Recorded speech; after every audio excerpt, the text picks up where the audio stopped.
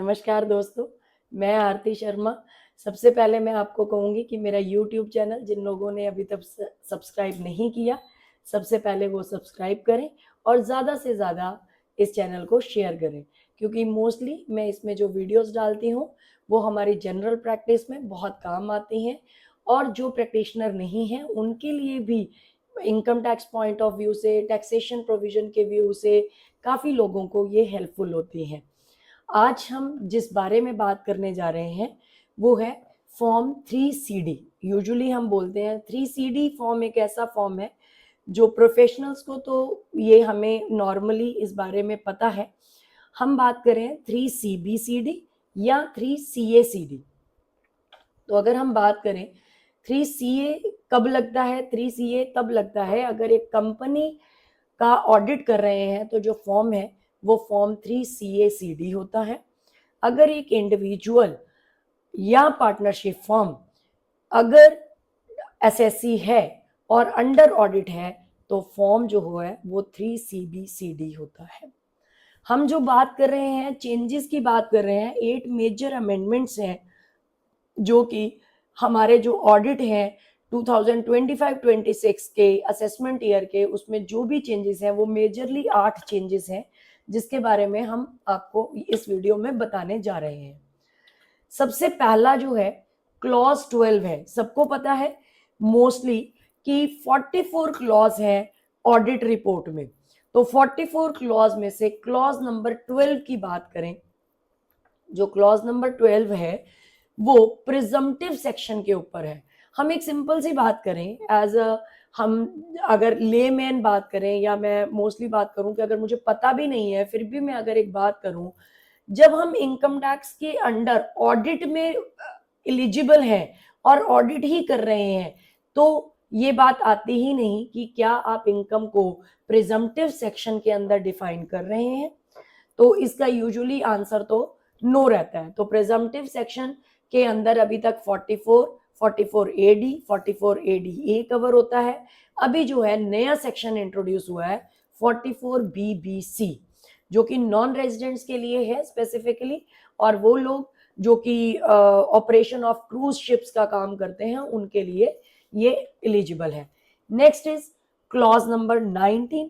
ये ऑमिट हो चुकी है और मुझे लगता है जो हम यहाँ पे जो ओमिशंस हैं उसको ज़्यादा ना पढ़ के, क्योंकि लेकिन फिर भी एक छोटा सा आपको बताती हूँ कि इसमें क्या क्या कवर था। सेक्शन 32AC, हमारा 32AD, 35CCB, ये सेक्शन इसके अंदर कवर थे जो कि अब या तो सेक्शंस खत्म हो चुके हैं या उनकी डिडक्शंस ही जो है वो खत्म हो चुकी हैं, इसीलिए ये क्लॉज भी ऑमिट हो चुकी है। Next is clause 21। क्लॉज 21 में अमेंड हुआ है।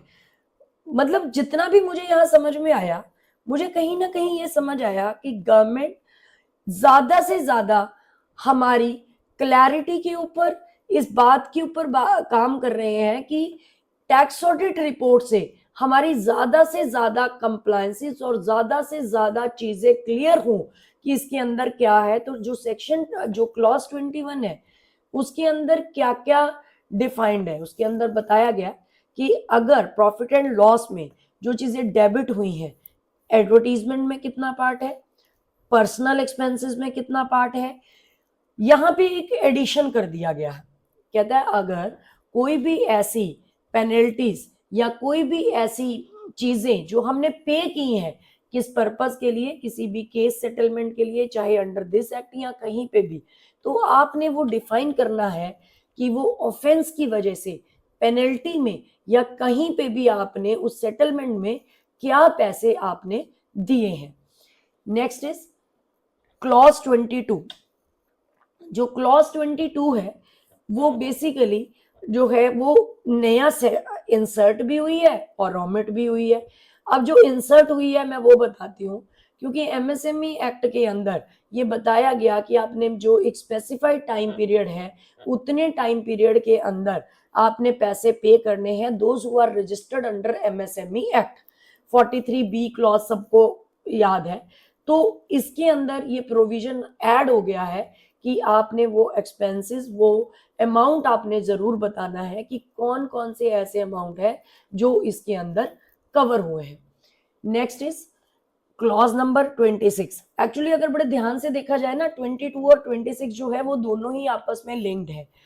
26 हमें बताता है, अलाउएबल वर्ड यूज कर रहा है ये, कि कुछ ऐसे एक्सपेंसेस जो वैसे तो अलाउड थे, लेकिन जैसे अभी हमें पता है कि एमएसएमई के एक्ट के अंदर अगर हमने पेमेंट नहीं की तो उस केस में होगा क्या, उस टाइम पीरियड में उस परचेजेस का किया हुआ जो अमाउंट है वो हमें मिलेगा ही नहीं, और तब वो पेमेंट मिलेगी, तब वो पेमेंट हमें अलाउड होगी हमारे P&L में, जब हमने एक्चुअल में वो पेमेंट की।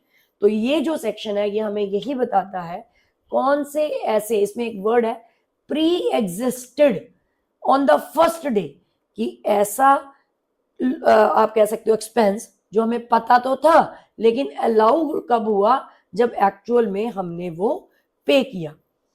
जो नेक्स्ट है क्लॉज 28 एंड 29, ये ओमिट हो चुका है। वैसे बेसिकली ये कब था, अगर किसी एसएससी को अनलिस्टेड कंपनी के शेयर्स मिलते हैं, चाहे विदाउट इनएडिक्वेट कंसिडरेशन या एडिक्वेट कंसिडरेशन के साथ, तो मुझे लगता है ये दोनों ही क्लॉज ओमिट हो चुकी हैं, इसलिए इस पे ज्यादा ध्यान देने की हमें जरूरत नहीं है। Next is clause 31। ये काफी लोग इसको एक तरह से, मैं ये भी बोलूं कि इसके ऊपर अप्लाई भी करते हैं, इसको देखते भी हैं। सेक्शन 269 एसएस अगर मैं बोलूंगी तो शायद हमें ज्यादा समझ में आएगा।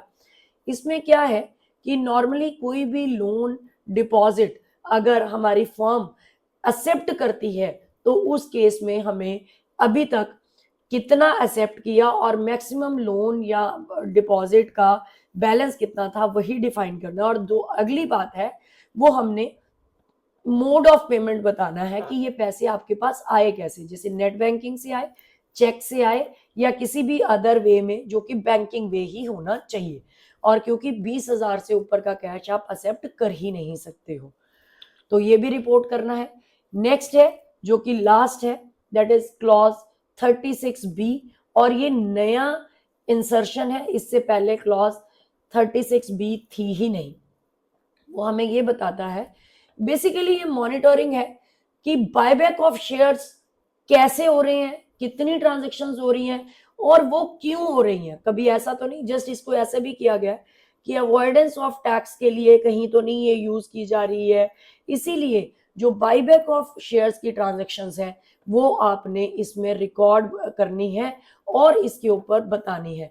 बेसिकली जितनी भी हम ये सारी बातें करें, अगर मैंने देखा या आप लोग भी इसको ऑब्जर्व करें, तो मुझे एक ही बात जो ऑब्जर्व हुई वो ये, more clarity, more efficiency, being a professional. हम जब भी एक बात कर रहे हैं तो हमें ज्यादा से ज्यादा हमें उस ऑडिट रिपोर्ट से ही पूरे बिजनेस के बारे में, उसके प्रॉफिट एंड लॉस में क्या क्या चीजें, क्या क्या एक्सपेंस डेबिट हुए और वो क्यों हुए और पूरी ट्रांजैक्शंस किस तरह से हुई, ये हमारी टैक्स ऑडिट रिपोर्ट हमें बताती है।